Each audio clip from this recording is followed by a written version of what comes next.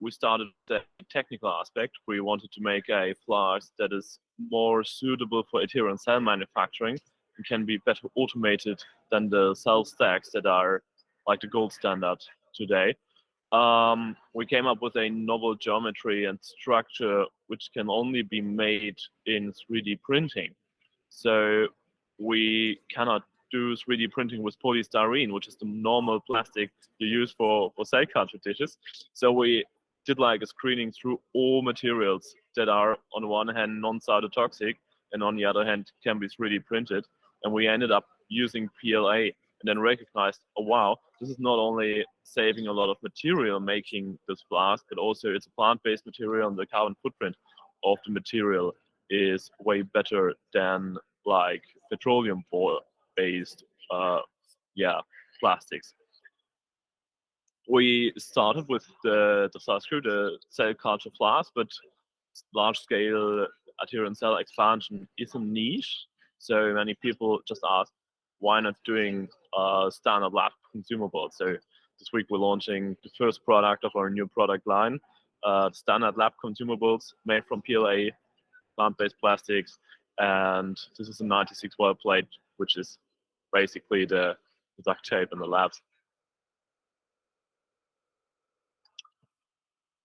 Well, regarding the name, so the story behind it, we wanted a name that stands out between all the biotech names because they all sound very similar. We wanted a name that is creating an image that stays in the head, and the idea behind the image is that biotech and pharma industry, really big companies, they're slow in moving, but once they have moved, they go into one direction. So we see them as the elephants, and we want the elephants to become greener.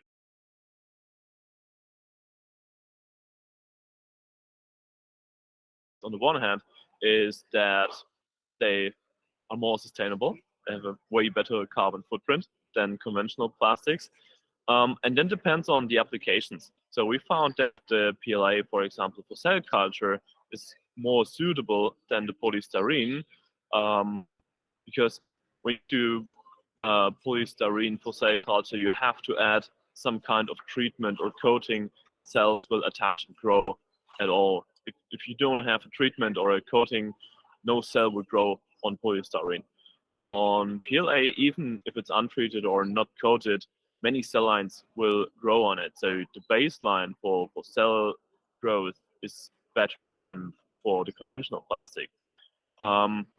For the 96 well, for example, we found that it has improved transmission rates compared to polystyrene. The polystyrene has very high absorption rates in the shortwave light, so for the UV, and that's why when people work with in the UV spectrum, they have to use glass 96 well plates.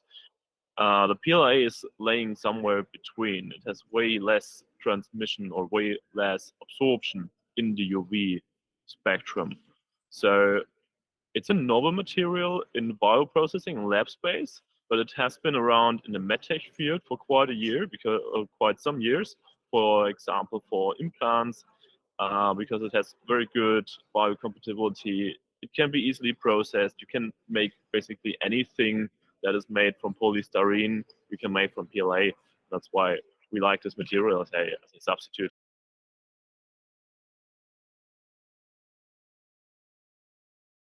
It depends on the application.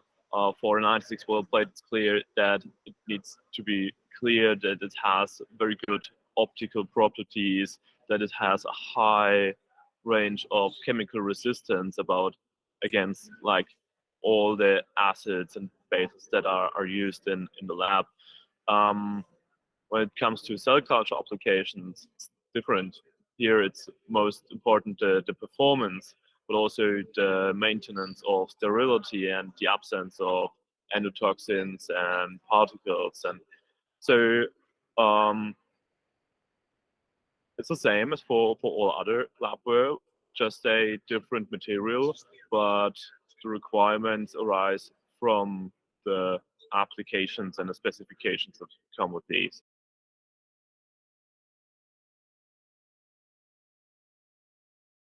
we obviously did a lot of work on the sustainability data. So we do life cycle assessments for all products we make before we bring them on the market.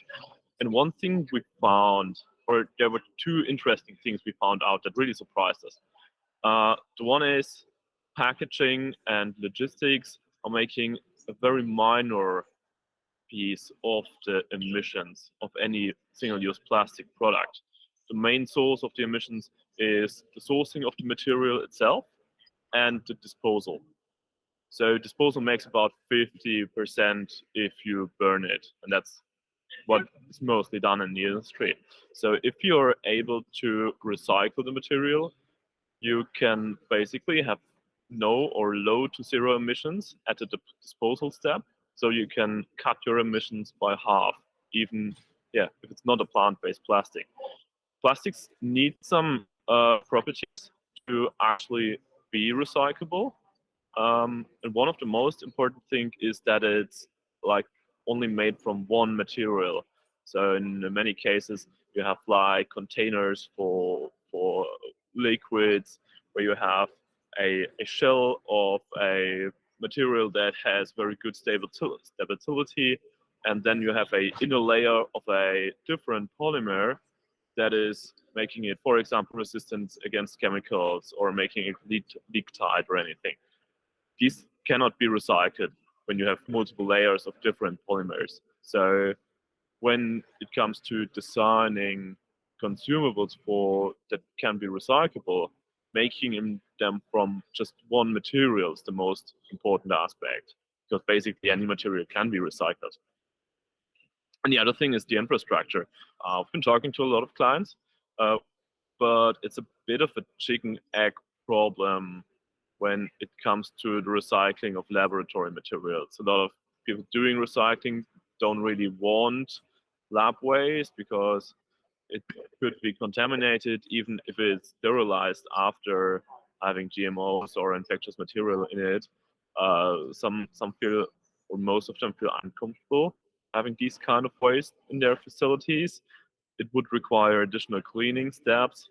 So no one's offering the recycling. People would be willing to, but people being willing to recycle do not find anyone who's taking the recycled trash. So at least for Europe, that's what we found a lot. So I think it needs some infrastructure for the recycling here.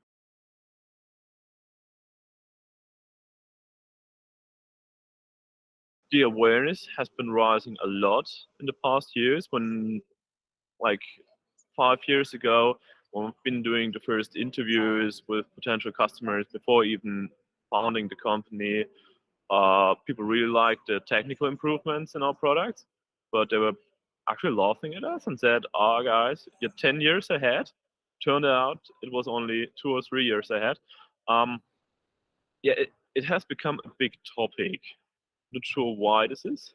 I think on one hand, people see the first impacts of climate change by more and more extreme weather events.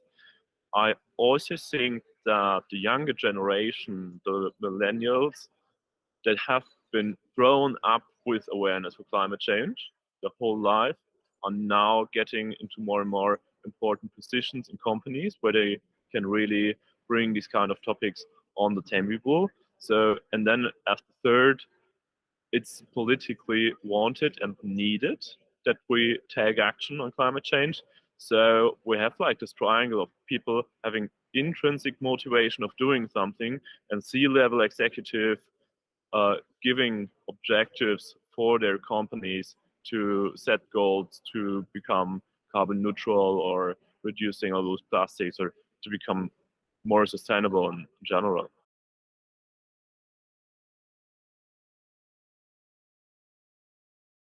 So we're very deep into the cell and gene therapy field, and this industry is still in the child shoes. Not sure if you can say that in English, but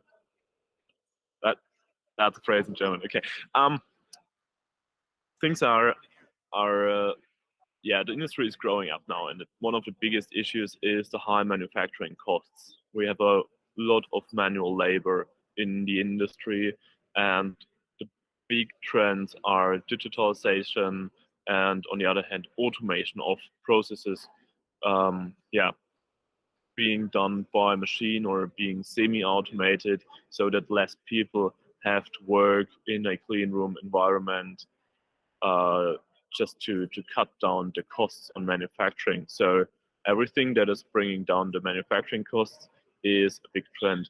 One thing I am observing in the past years is that more and more automated or semi-automated modular tools are coming to the market, automating one very special manufacturing step.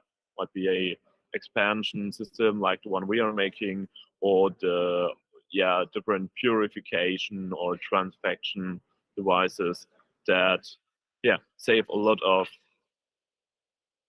time for the people on the shop floor. And that's usually a benchtop device. It's modular.